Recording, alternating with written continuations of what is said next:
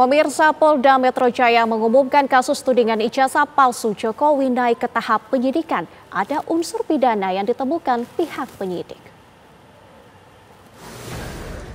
Kasus tudingan ijazah palsu Presiden ke-7 Republik Indonesia Joko Widodo memasuki babak baru. Kemarin, Polda Metro Jaya mengumumkan perkara yang menyeret Roy Suryo CS itu kini masuk tahap penyidikan. Dari total 5 laporan polisi atau LP yang ditangani penyidik Polda Metro Jaya, 4 diantaranya memiliki unsur perkara pidana. Sehingga polisi pun menaikkan kasus ini dari penyelidikan ke penyidikan. Berdasarkan hasil gelar perkara tadi malam, maka terhadap laporan polisi yang pertama, pelapornya adalah Saudara Insinyur HJW. Dalam proses penyelidikan yang sudah dilakukan, dalam gelar perkara disimpulkan, ditemukan ya, hasil penyelidikan sudah ditemukan dugaan peristiwa pidana sehingga perkaranya ditingkatkan ke tahap penyidikan.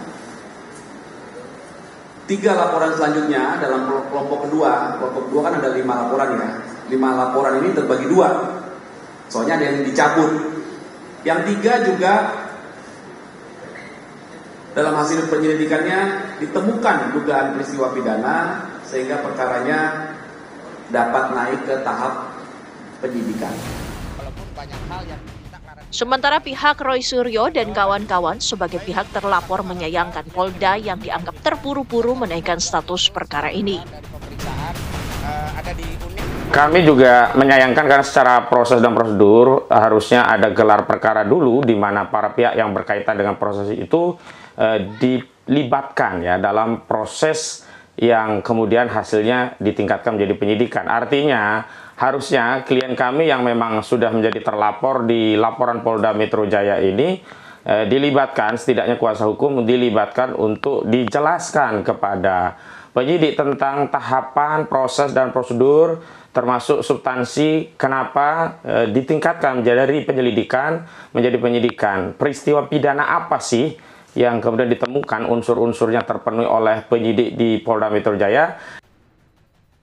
Kami dilahirkan untuk menjadi besar tanpa melupakan akar, untuk menjadi yang terdepan tanpa melupakan arti kemanusiaan, untuk memberikan arti tentang dedikasi dalam memaknai hidup dan mewujudkan mimpi, karena komitmen adalah segalanya bagi kami.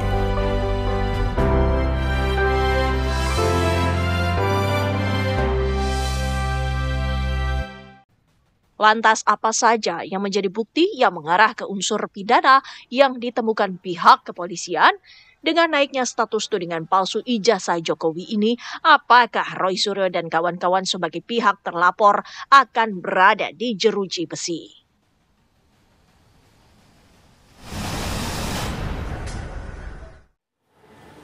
Lantas apa saja pemirsa unsur pidana yang dimaksud polisi dan apakah Polda Metro Jaya telah menetapkan adanya tersangka setelah kasus naik ke penyidikan? Untuk membahasnya telah bergabung bersama kami Profesor Hipnu Nugroho, ahli hukum pidana dari UNSUD. Selamat sore Prof. Hipnu.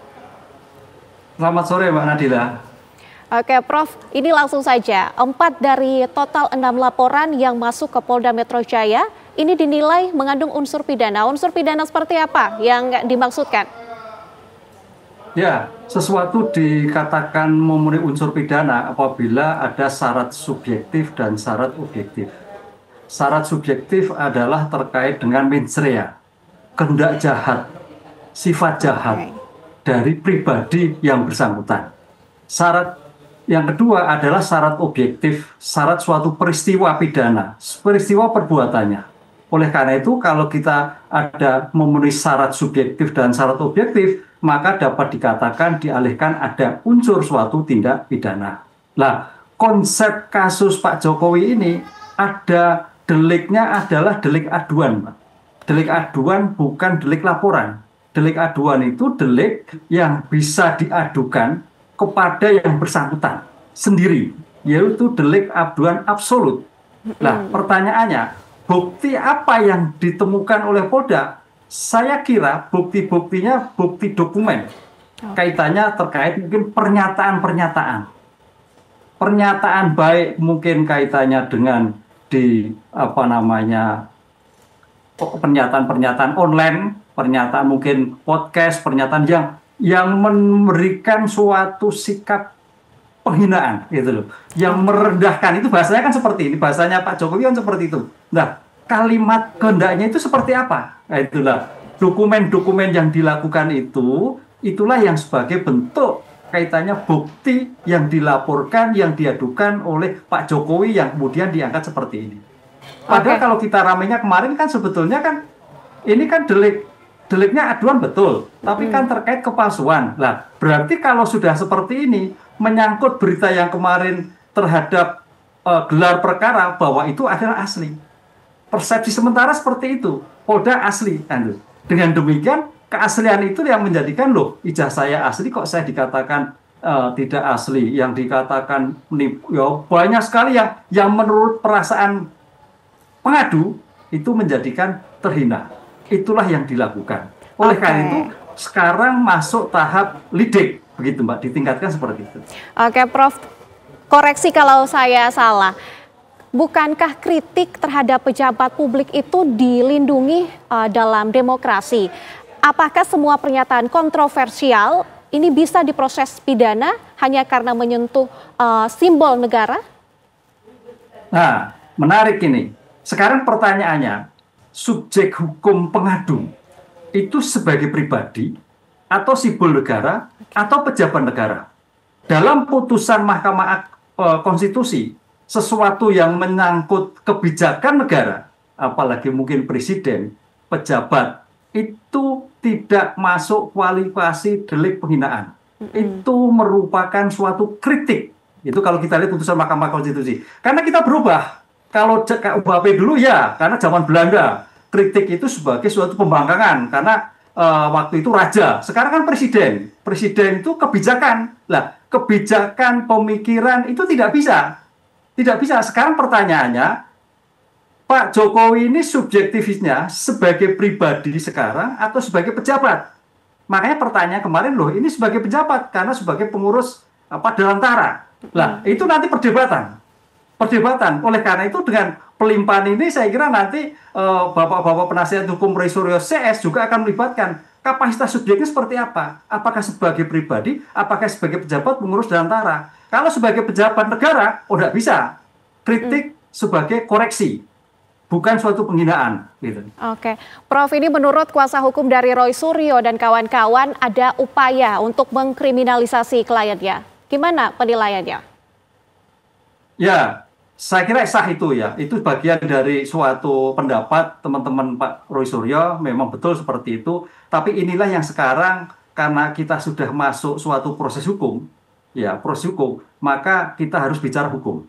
Nah, oleh karena itu saya kira teman-teman Pak Roy Suryo harus membuktikan bahwa nanti di dalam pengaduan ini, pengaduan fitnah itu juga harus disertai dengan pembuktian. Kalau bisa diusulkan sejauh mana keasliannya. Karena ini kan terkait teori sebab akibat, kausalitas, bahwa penghinaan muncul ini karena adanya dugaan kepalsuan. Kan gitu kan, dugaan pemberian palsu. Lah, dugaan penggunaan ijazah palsu kemarin dinyatakan oleh Bariskrim sah itu, tapi oleh teman-teman Pak Sul belum. Lah, sehingga dihentikan kan gitu, bukan dihentikan, belum cukup. Lah, oleh karena itu dalam seperti ini nanti kalau memang dikatakan bahwa delik kaitannya dengan pembuatan kepalsuan itu belum final, belum konkret, maka saya kira sudah saatnya nanti mudah-mudahan dalam pembentukan dakwaan, dalam kaitannya BAP itu sudah tidak pisahkan antara pembuktian asli tidak asli, kemudian dengan pencemaran baik. Jadi dinyambung.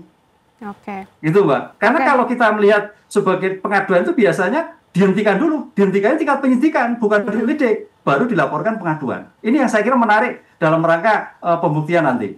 Oke Prof, dan saat ini kan kasusnya sudah naik ya Prof ke tahap penyidikan. Artinya pihak dari Roy CS ini bisa jadi tersangka dong Prof? Ya, kita lihat nanti. Makanya kan sepertinya kan lihat nanti. Nanti Pak Roy Suryo CS akan di BAP kembali. Diperiksa kembali pada tingkat penyidikan. Karena penyidikan itu apa sih? Serangkaian tindakan penyidik untuk mengumpulkan barang bukti guna menentukan tersangka. Nah, dari bukti-bukti itulah yang akan tersangka. Sehingga kalau memang nanti ada bukti-bukti yang dilakukan, ya saya kira potensinya ke sana. Kan tuh. Karena ini delik aduan dan kemarin pengadu sudah memberikan identitas A, B, C terhadap pengadunya. Ini saya kira yang tidak keliru karena itu deliknya absolut ya. Sekarang tinggal pembelaannya nanti, Mbak, dalam suatu persidangan nanti. Gitu. Oke, Prof, kalau dilihat dari hukum acara, sebenarnya butuh berapa lama sih, Prof, untuk menaikkan tersangka ini? Nah, hukum acara pidana kita menganut asas cepat, biaya ringan. Sebetulnya secepatnya, kan gitu loh. Kan kalau memang sudah ada bukti-bukti, ya segera naikkan, segera disidangkan. Jadi tidak menunggu ABC-nya, karena bicara hukum, bicara bukti. Kan gitu, bicara bukti. Dan kaitannya dengan penyidikan di sini nanti akan masih panjang, Pak. Masih panjang karena sejauh mana bukti itu nanti juga ada korelasi diserahkan pada penuntut umum. Apakah bukti yang dilakukan di dalam suatu pengaduan itu murni sah atau tidak? Karena kalau kita lihat kemarin perdebatannya, bukti yang dilakukan adalah bukti sekunder. Gitu Mbak Nadila kan gitu kan. Bukti sekunder itu bukti yang dilakukan dalam IT. Yang kemudian dianalisis, yang kemudian timbul mungkin pernyataan-pernyataan yang mungkin menghina. Pernyataan menghina itu timbul karena kepalsuan tadi. Ini teori sebab akibat, kan itu. Oleh karena itu, kalau itu nanti terjadi suatu bisa dibuktikan, ya akan menjadi suatu proses hukum. Gitu. Oke, Prof. Hipnu, dari penilaian Anda dalam kasus seperti ini, mana yang lebih tepat penanganannya? Secara pendekatan pidana, etik, ataukah klarifikasi terbuka saja? Nah, ingat delik yang diadukan Pak Jokowi 310, 311, 27A terkait ini adalah delik aduan. Karena delik aduan, maka sekarang pertanyaannya, perkara ini diteruskan atau tidak tergantung pada pengadu. Oleh karena itu mudah-mudahan dalam hal tindakan penyidikan dilimpahkan ini ada suatu titik temu. Oh, selesai, damai, dicabut, disahkan, clear. Ini yang terjadi. Jadi tidak harus masuk pada pengadilan.